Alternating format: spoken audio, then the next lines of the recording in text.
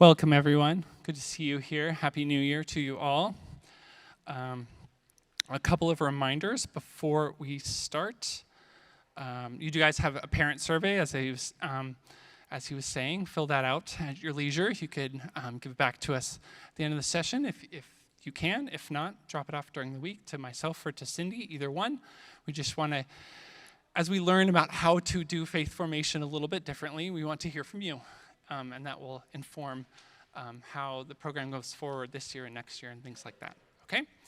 I am here to introduce our speaker for the day.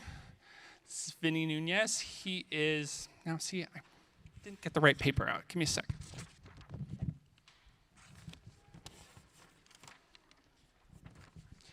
Vinny is a Christian counselor and a licensed marriage and family therapist. He has a master's in pastoral ministry from Oblate School of Theology and a master's of science in counseling from the University of Phoenix. Vinny has experience in church ministry and in mental health clinic.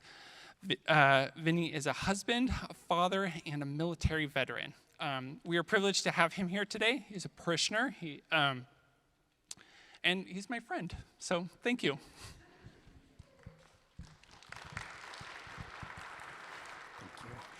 Thank you, Nick. Did everybody get the handouts? It looks like St. Francis prayer, and then there's another one with questions on it. Okay. So as Nick said, I'm Vincent Nunez. When I'm in church, I go by Vinny. That way I know who's calling me. If I'm in public and somebody says Vincent, then I might be from a clinic that I work at, and so I may keep walking. If somebody says Vinny, I know it's from church, so I'm like, hey, how's it going? So, Vinny. And as he was saying, I'm a parishioner at St. Killian's, husband of 24 years, father of 3 kids. I have a 14-year-old boy and freshman in high school, and a 20-year-old daughter who finished her trade school and is now working, and a 22-year-old son who went to Coast Guard Reserves during the pandemic. He makes some money so he can go back to college. And so now he's going to college again this semester, finishing up. And again, I'm a licensed therapist. I work at a clinic full-time. I work at Concordia University. There's a mental health clinic there. I'm one of the therapists there. And also I have my own private practice. It's called Christian Counseling, California. I'm a military veteran as well, a little stint in the military in the Army, enough to realize I needed to kind of assess. So I went down to South Korea for a year, then we deployed to Bosnia for a time, and this was all happening like in 2 to 3 years. So I was like, okay, where am I gonna put my bags? So it's a little bit about myself. So I have a joke for you. You may have heard this before. So I borrowed it. Okay. So there were 3 Catholic parents bragging about their sons. One said, "My son is a priest, so everyone calls him father." Then the second parent said, "Oh, but my son's a cardinal, so everyone calls him your eminence." And the third parent said, "Oh, my son is tall, dark, and handsome. His blue eyes, and he's gorgeous." And all the women say, "Oh my God."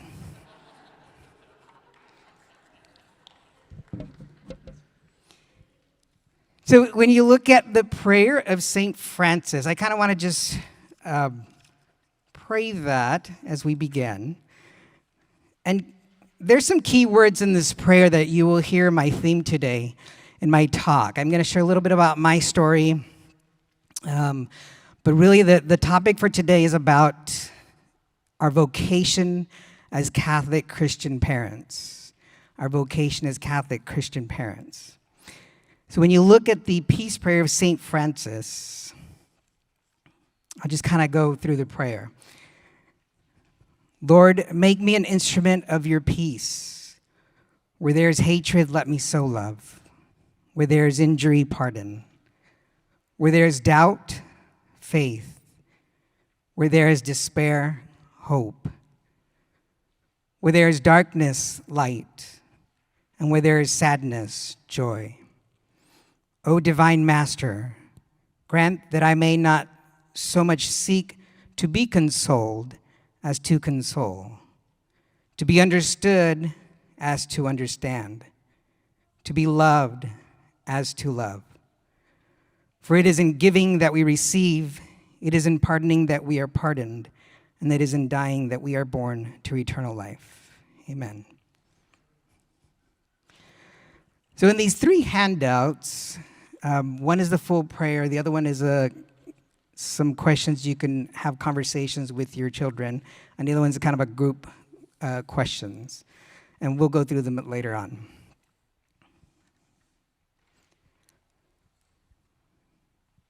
Everybody hear me okay? Okay, good. So what does it mean to have a vocation as Catholic Christian parents? What do you think? What does it mean to have a vocation? So, definition, a vocation is a state of life that God calls us to. And you're like, Vinny, I'm not quite sure God called me, but maybe he did, as Christian parents. But if vocation is a state of life that God calls us to, think about that. God called us to be parents. He calls us to be parents. And examples of vocations are the priesthood, it's a vocation. Our career is a vocation.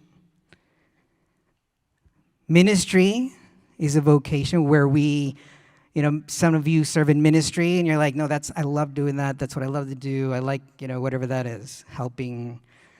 It's a vocation. Married life is a vocation. It is a calling.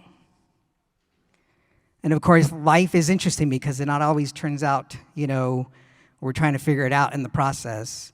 And so vocation is an evolving process. It changes, it adjusts, we evolve, we learn, we grow. That's what being a parent's about. Every time at different stages, I had to learn and grow each time. I had to learn and grow each time. So let me expand on this. A little bit about me. So growing up, the vocation of parenting was pretty evident for me. So up to the age of 5, I grew up in a neighborhood that was real quaint. All the neighbors knew each other. They looked out for one another. The neighborhood was full of hardworking people. People were friends. They looked out for one another. We couldn't get away with anything. You're down the street doing something, and they're like, I will tell your mother, or they would scold us. That's how cool this neighborhood was. I remember, too, a couple of houses down, the family is a huge family. And it was at nighttime in the summertime, and we'd go out to play, and we'd play hide and go seek, we'd play kick the can, and it was late at night. We literally just kind of ran up and down the street. A lot of fun. I remember the church, too. It was within walking distance. You'd see everybody at church. You're like, oh, cool. This is, you just thought it was part of growing up.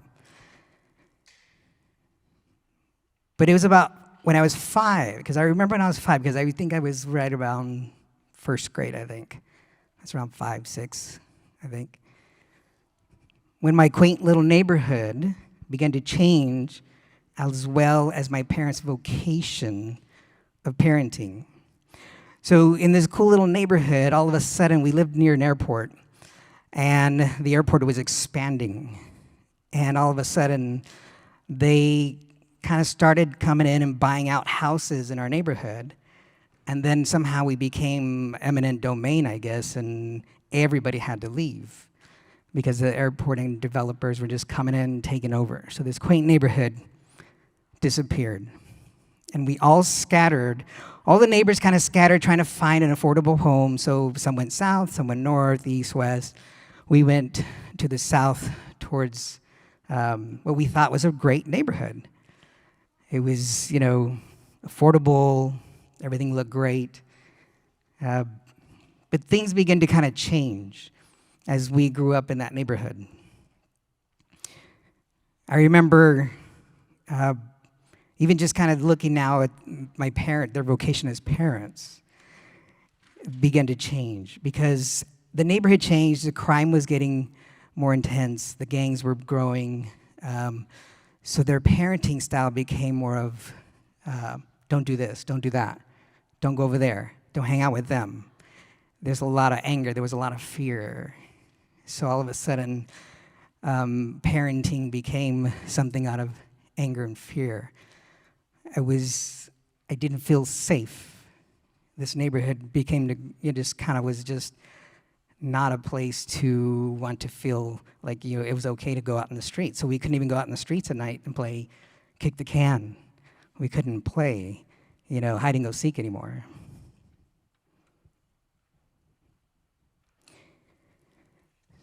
So when you look at the prayer, you see the words hatred to love, right? So parenting was more about keeping everyone safe.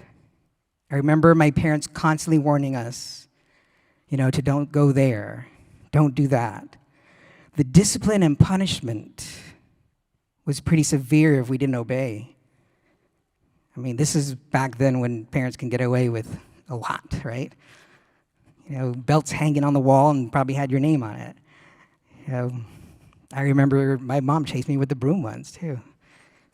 I was like, what did I do? So the vocation of parenting became something more of anger and fear. The fear of losing us to the streets. There was this fear that we would get caught up in the gangs. We would get caught up in the trouble. We would get caught up in going to prison. The neighbor next to me went to prison for life because he did a drive-by shooting. He was the same age as I was. And he's still there. So it was confusing to get yelled at by my parents, but then hear the words, "We love you." It was like, I know they love me, but they would yell at me 1 minute because they were so angry, so fearful.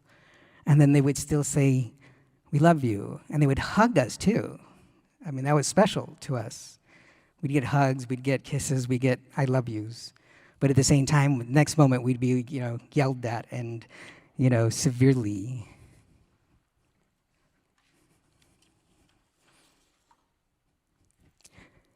So again, this word in our prayer, injury to pardon. So even though my parents had their own trauma, I still loved them for who they were and the best they provided. I'm grateful for their desire to give me something better and for providing me the needs of shelter, safety, and stability amongst the chaos. All three, me, my brother, and my sister, did not get caught up into all that stuff that was going on because our parents were solid. Even though they were angry and they yelled, they would still love us. But I can look back and I could see the injury, but yet I can also see the pardon because I knew they were doing their best. I knew they were doing their best. So time passes on, and I'm the first to go to college. I go into the military after college. Then I felt called to the married life and to have children. Doubt to faith. My wife and I were a young couple trying to parent new babies with only the resources we had, which is our childhood. I used to read hundreds of books on parenting. There literally are thousands and thousands of books on parenting, right? And sometimes you're like, it doesn't make sense. But I'd go back to my childhood. This is what parenting is. So what I knew about parenting was from my childhood, which did involve love and affection, but included, again, yelling, anger, and some spankings. So it was during this time that I began to really, truly have a deeper relationship with my Lord Jesus Christ. I was a Catholic the whole time, but during this time, somehow I began to surrender my life to the Lord. And the Lord was working on me. And the Lord was just helping me to release this anger, this doubt. So my wife and I immersed ourselves in our faith in God and even prayed. We asked the Lord, show us how to be good parents. Show us how to parent the way you want us to parent. Because ultimately, the true Heavenly Father is who's going to show us that true image.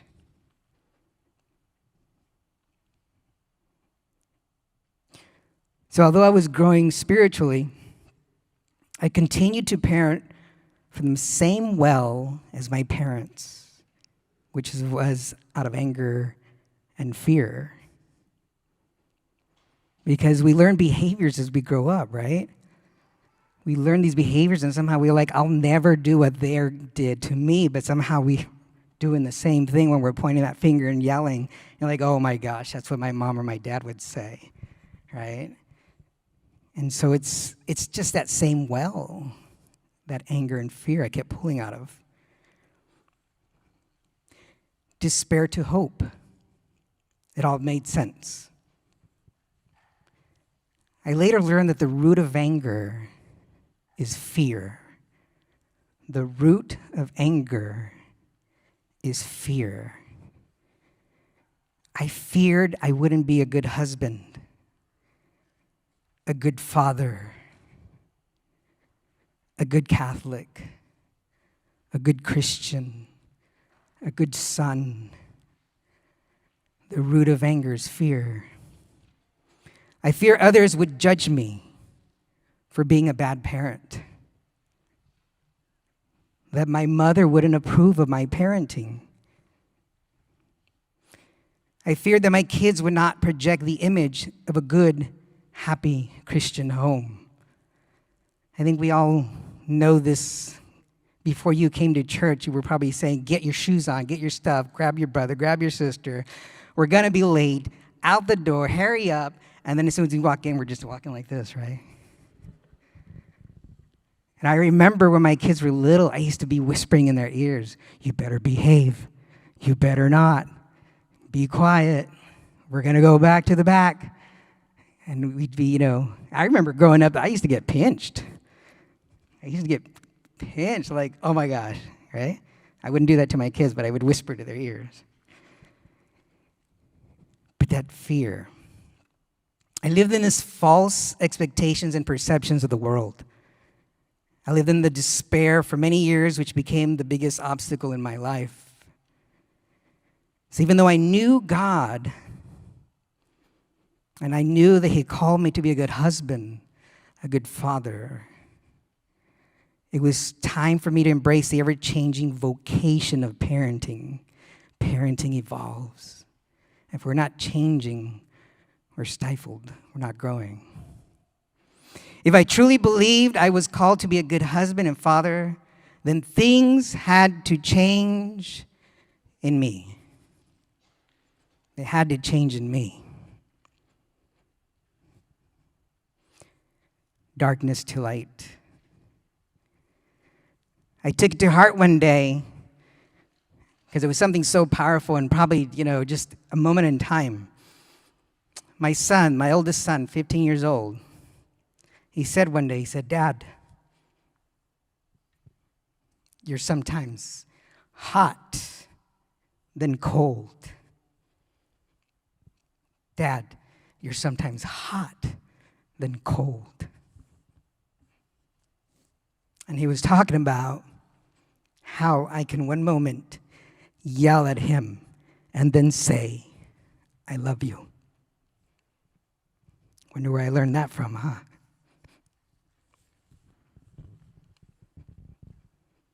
And that really spoke to me. Again, I began to understand the ever-changing vocation of being a Christian parent. It was later that I asked my son to forgive me for putting so much pressure on him to be a man, even though he was only 15 at the time. So much pressure. Sadness to joy. The change came when I released my false expectations of others as well as on myself. I had to trust that God loves me unconditionally. He loves me unconditionally, so I must do the same. Love without condition. I think of the scriptures, God so loved the world, right? That he gave his only son. Whoever believes in him shall not perish but have everlasting life. And the second verse says, and he did not come into this world to condemn the world, but that all may be saved. So I had to really, truly understand that if he loves me unconditionally, I have to love unconditionally. No conditions. I had to love others unconditionally for who they are and not what I expect them to be. For who they are, not what I expect them to be. It's our biggest obstacles, even in couples. Parents and couples, we always have this huge expectation on somebody else. You're supposed to be this, you're supposed to do that, you're supposed to this, and all of a sudden nothing meets our expectation. And we do it to our kids. You're supposed to be this, you're supposed to be that, you're supposed to this. And then guess who ends up being frustrated? We do. We're so angry because of fear. Fear that my child won't be successful. Fear that my child won't do this. Fear that it goes on and on. So there's nothing wrong with having goals for our children, but acknowledging that they each have a unique gift from God. They each have a unique gift from God. Every child's different. Some of you have, 2, 3 children? 4, 5, 6, right? Every child's different. And so one of them, oh my gosh, you're like, okay, stop. The other one just super quiet. And the other one's, the character, especially the whole birth order thing, right?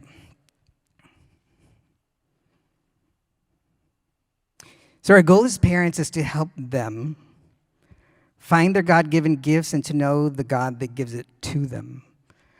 To know the God that gives it to them. So we, as I saw my children move into their teen years, they stop listening, but they start watching. They stop listening, but they start watching. Don't tell me, but show me. Show me. So being a clinical therapist, I've had the opportunity to work with a broad spectrum of adolescents, young adults, couples, families. But what I've always seen, and I think that's why this continued to really speak to me, is the effects. It's always a very similar pattern. If it's not a severe mental disorder, it's pretty much a similar pattern. I've seen the effects of what trauma does to the vocation of parenting. Trauma. We all have some form of trauma, whatever that is. Our parents had that, whatever that is. And we have it. And then so our goal is to try not to project it upon our kids. That we're trying not to project that trauma. So the anger, disappointment, hopelessness that appears when a child is not heard, I've seen that. I remember I was working with a kid who's 15 years old, but he was big, looked like a man. And I remember in that session, he's just said, I'm still a kid. I'm only 15. And there was a moment of, oh my gosh, he's right. And he cried and cried and cried because he was still a kid.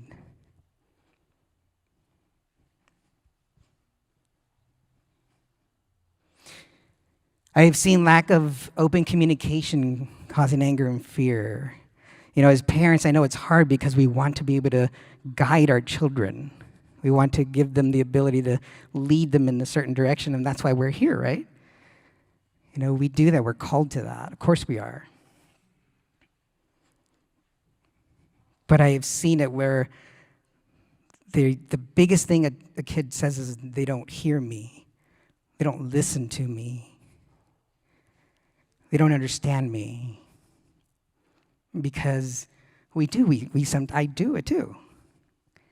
We're in this mode of parenting, and where you're going to do this, and you're going to do that. You better sign up for this, and you better sign up for that. And we just keep going, and we forget to just stop and ask, what is it that you need?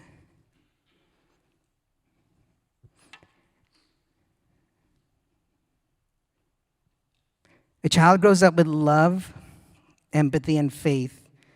When they grow up with love, empathy, and faith, they will grow up to be an adult who can create more healthy children with love, empathy, and faith. If we have a broken cycle in our own family system, our goal is to eventually break that chain, right? And we break it and we try to create something new. And that's why all of you are here too. Grandparents, parents, all of you, caretakers. Because you're saying, I want to help my child, and I want to instill the faith. And that's important to us.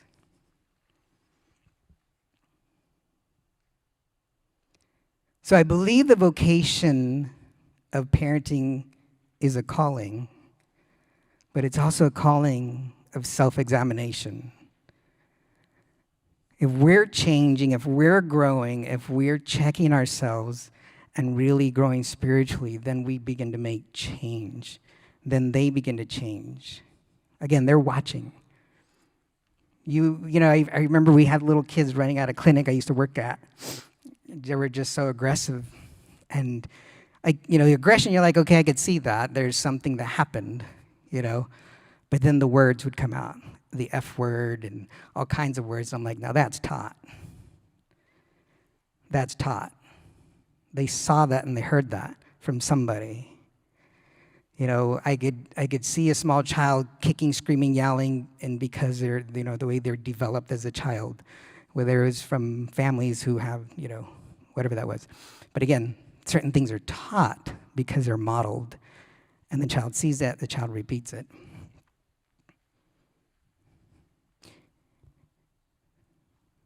So the calling is to make the changes in our own lives so that our children may have something better for their future. That's what we all want as parents. We're doing this because we want them to have a better future, a better life, something better. Sometimes we go a little too overboard, right? And then we have to kind of rein it back. We're like, ooh, I think I gave them too much. We're looking at iPhones and iPads and I this and I that, And you're like, oh my gosh, maybe I did too much. But it is. I think we all desire something better for our children.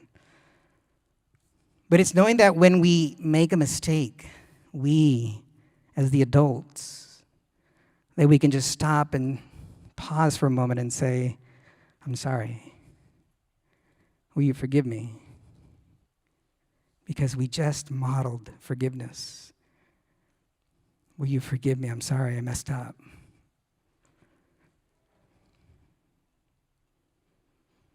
So in our prayer of St. Francis, there's a couple of sheets in there. One is to having a conversation with your child.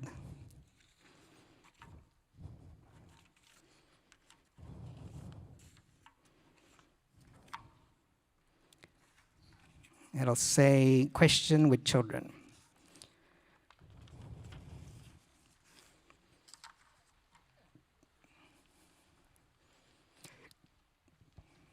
And this is a great piece of paper, questions to talk with your children when you get a chance. Time and place, right? With all relationships, time and place. Whether it's couples or parenting, time and place. So one of the questions is, in the theme of hatred to love, So imagine you're talking to your child and you say, "When do you get angry? And how can I help you when you get angry? How can I help you when you get angry? What can I do?" They may not know, they may be too young, they may be too little, but as they mature, they may be able to say, just give me a hug. Injury to pardon. When we ask the child, what was the last thing you said or did that hurt someone's feelings? And how can we forgive others? So when I talk about time and place, if you have multiple children, it's always good to have a special time just for you and one child. That could be mommy and daughter son time, or dad and daughter and son time. You go and you do whatever they would love to do. Would you like to go to Dairy Queen? Would you like to go hang out in the park? That one-to-one time. That was something that my wife and I had done, and it's really special because basically your whole weekend is full, because if you have, you're in the morning, you're in the afternoon, and it's not about dropping off either. It's not about drop off, go to your sport. It's what would you like to do? Where do you go? My daughter likes movies, we go to the movies. My son, he's an athletic, my older one, very athletic. He loves anything. We go, we'll just play basketball outside, or, my other son, it just depends on him. He's still figuring it out. But again, that special time. And this is when you're able to have these conversations. Doubt to faith. The question we could ask our child is, what do you think is meant by faith? And what are your questions about your faith? And how can I help? Because again, we're very much directing and hurting, like herding cats sometimes, right? But if we ask the questions are powerful. What do you think is meant by faith? And what are your questions about your faith? And how can I help? What is something you want to give up on? And how can I help you in this time? Many times, children, they're done with something, a sport, music, their friends. And again, that's like, how can I help? What is it that, what is that? Because sometimes we're, we want them to commit to something. My children wanted to bail on sports. And I said, finish the season, and then you get to decide. Let's not cut out halfway through. Let's finish, be part of the team. Your team needs you. But at the end, you get to decide if you don't want to do this anymore. And so they would finish it out. What do you think about the situation that happened in our family? And how can we help each other through it? Sometimes we have intense things that happen in our family. We have deaths. We have separations. We have divorce. We have illnesses. We have all kinds of things that happen. And to even just ask the question to your child, what do you think? And how can we help each other? Very empowering. How can we help each other through this? In sadness or joy, we can let them know it's okay to be sad and to cry about things that happen in our life. It's okay for men to cry. It's okay for men to cry. It's okay for men and women to cry. And how can I be supportive in these moments? Is there something sad happening in your life now? These are powerful questions to ask, and sit there and just ask these to your children. As they're growing older, you're saying, well, mine are really young, really small. But just even in general, if you're asking questions, you're getting response.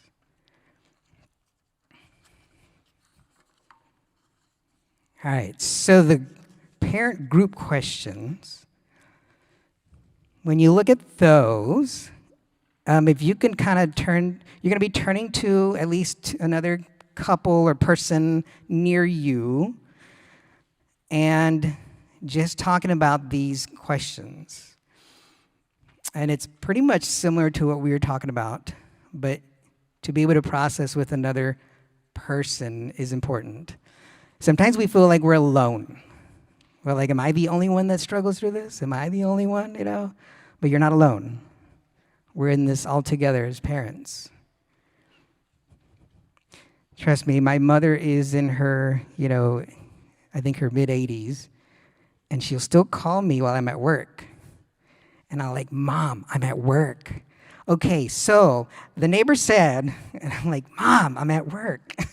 Right? It never ends, right? It never ends. I love her too. And then she says, do you have time to look over a paper for me? Like, I'm at work, Mom. I have a client coming in right now.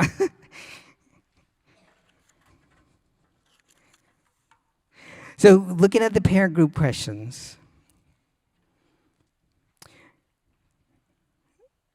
if you can kind of look around and not just with each other, but talk to somebody else and ask these questions.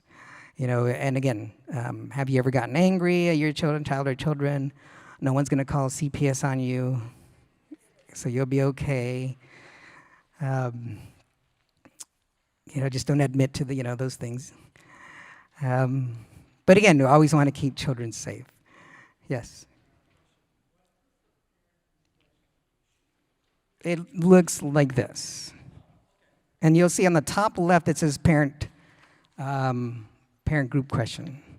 Okay. All right, so first you want to introduce each other. Hi, my name is, and then ask questions. All right, turn to somebody you don't know, and let's do this for the next 10, 15 minutes. Ready, set, go.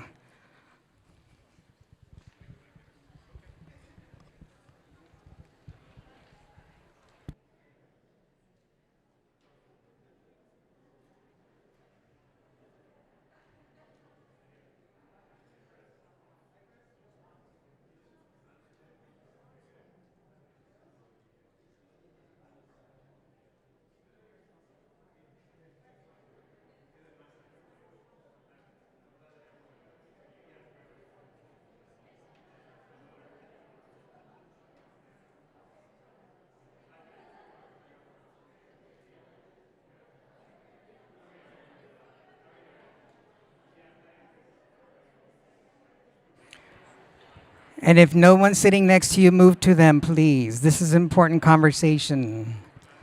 So find somebody, walk over. Hi, my name is.